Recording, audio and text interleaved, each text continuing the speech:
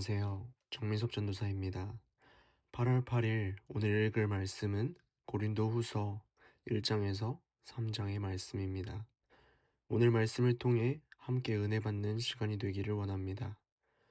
고린도 후서 1장 말씀입니다. 바울입니다. 하나님의 뜻으로 된 그리스도 예수님의 사도입니다.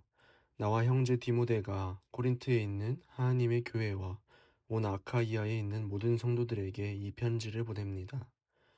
은혜와 평화가 여러분에게 하나님 우리 아버지와 주 예수 그리스도께로부터 내리기를 빕니다. 찬양 받으시기를 빕니다. 하나님이시요 우리 주 예수 그리스도의 아버지께서는 그분은 애처롭게 여기는 아버지이시고 온갖 위로를 주시는 하나님이십니다. 그분은 우리가 온갖 큰 어려움에 시달릴 때 우리를 위로해 주셔서 우리가 온갖 큰 어려움에 시달리는 사람들을 위로해 줄 수 있게 해 주십니다. 우리 자신들이 하나님께 받았던 그 위로를 통해서 말입니다. 그리스도의 고난이 우리에게 넘쳐나는 것처럼 그렇게 그리스도를 통해서 우리가 받는 위로도 넘쳐나기 때문입니다. 우리가 큰 어려움을 당한다면 그것은 여러분이 위로받고 구원받게 하려는 것입니다.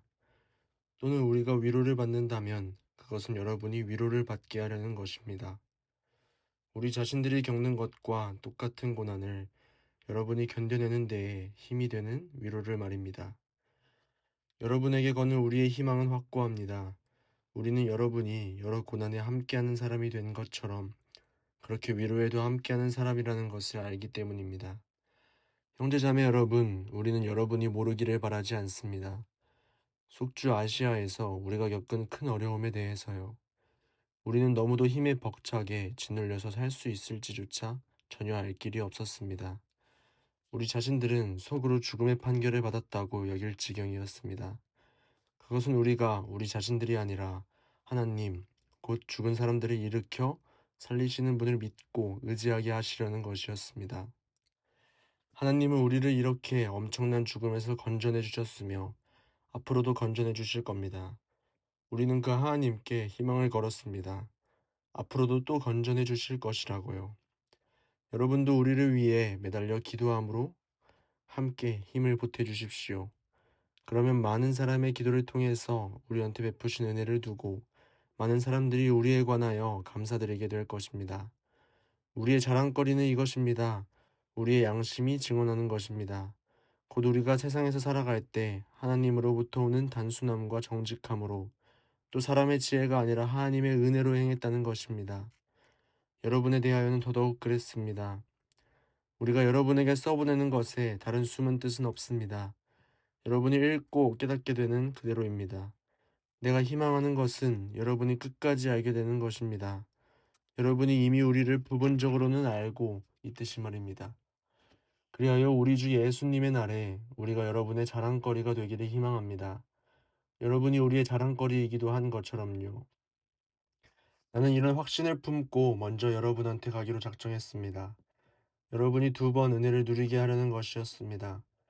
여러분을 거쳐서 마케도니아로 갔다가 다시 마케도니아로부터 여러분한테로 와서 여행 준비에 여러분의 도움을 받아 유대아로 가려고 했던 것입니다. 그러므로 이것을 작정할 때에 내가 변덕을 부렸겠습니까? 또는 내가 작정하는 것을 사람 생각을 따라서 작정하고 그래서 예 했다가 다시 아니요 아니요 하겠습니까? 하나님은 신실하신 분이십니다. 우리가 여러분한테 하는 말은 예 했다가 아니요 하는 것이 아닙니다. 여러분 가운데서 우리를 통해서 곧 나와 실루아노와 디모데를 통해서 선포되신 하나님의 아들 예수 그리스도께서는 예 했다가 아니요 하시는 분이 아니었습니다. 그분에게는 예만 있었습니다.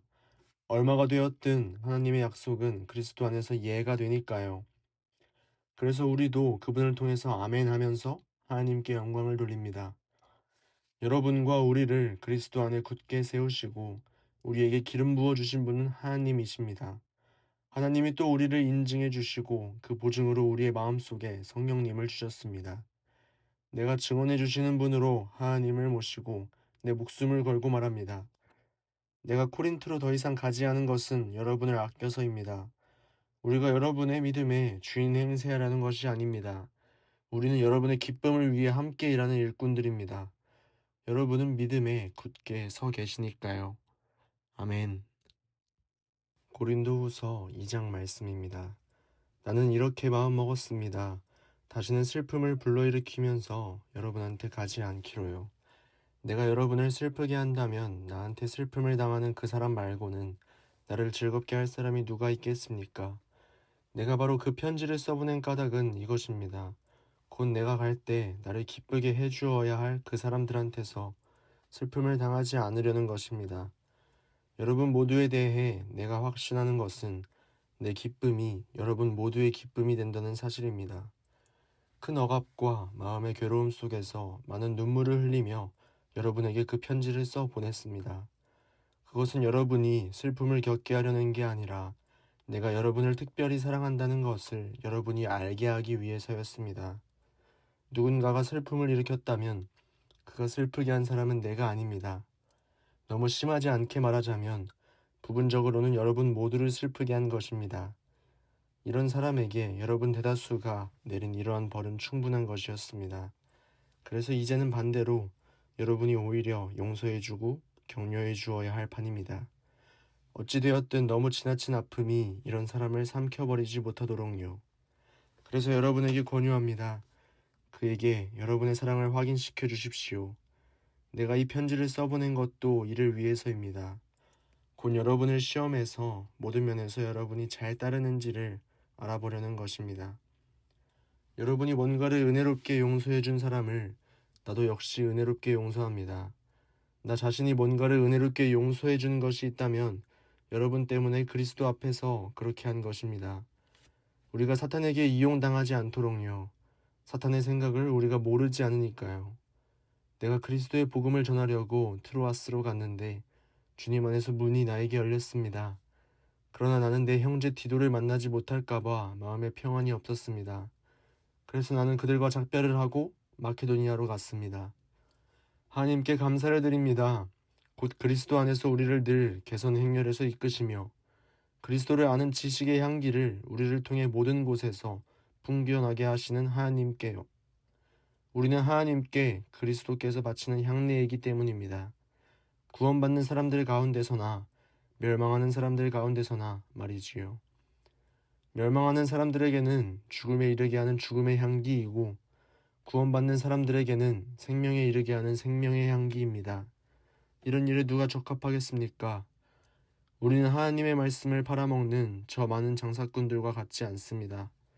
우리는 순수한 사람으로 하나님이 보내신 사람답게 하나님 앞에서 그리스도 안에서 말합니다. 아멘. 고린도후서 3장 말씀입니다. 우리가 다시 우리 스스로를 추천하기 시작하는 것입니까? 아니면 어떤 사람들처럼 우리가 여러분한테 보내거나 여러분한테서 받거나 할 추천서를 필요로 한단 말입니까? 여러분이야말로 우리의 추천서입니다. 그것은 우리의 마음속에 쓰여 있고 모든 사람들이 알고 있으며 읽는 것입니다. 분명해진 사실은 여러분이 그리스도의 편지라는 것입니다. 우리가 섬긴 결과로 작성된 것이지요. 먹물이 아니라 살아계신 하나님의 영으로 돌판이 아니라 사람의 마음판에 쓰인 것입니다. 우리는 그리스도를 통해 하나님께 그런 확신을 품고 있습니다. 그것은 우리 스스로 자격이 충분해서 뭔가가 우리 자신들한테서 온 것으로 여길 수 있다는 말이 아닙니다. 우리에게 충분한 자격을 주시는 분은 하나님이십니다. 하나님이 우리를 새 언약의 일꾼들이 되기에 충분한 자격을 주셨습니다. 새 언약의 기초는 문자가 아니라 성령님입니다. 문자는 죽게 하고 성령님은 살려주시기 때문입니다. 문자로 돌에 새겨진 죽음을 가져오는 율법의 직무가 영광 가운데 제정되었습니다. 그래서 이스라엘 자손들이 모세의 얼굴에 광채 때문에 모세의 얼굴을 똑바로 바라볼 수 없었습니다. 결국 사라져버릴 영광인데도 말입니다. 하물며 성령님의 직무는 얼마나 더 영광 가운데 있겠습니까? 죄 있다고 판결하는 직무에 영광이 있다면 의롭다고 선언하는 직무는 더더욱 영광으로 넘쳐날 것입니다.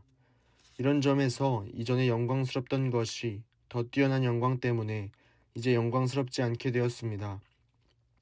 사라져버릴 것이 영광 가운데 있었다면 계속 남아있을 것은 더더욱 영광 가운데 있을 것입니다. 그러므로 우리에게는 이러한 희망이 있기에 아무런 거리낌이 없습니다.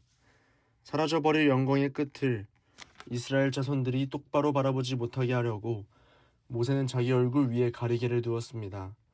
우리는 그렇게 하지 않습니다. 그런데도 이스라엘 자손들의 생각이 닫혀버렸습니다. 오늘날까지도 그들이 옛 언약을 읽을 때에 바로 그 가리개가 남아있으니까요. 벗겨지지 않은 채로 말입니다. 그 가리개는 그리스도 안에서 사라져버리게 되기 때문입니다. 오늘까지도 그들이 모세를 읽을 때에 그들의 마음이 가리개로 덮여 있습니다. 주님께로 돌아오기만 하면 그 가리개가 치워집니다.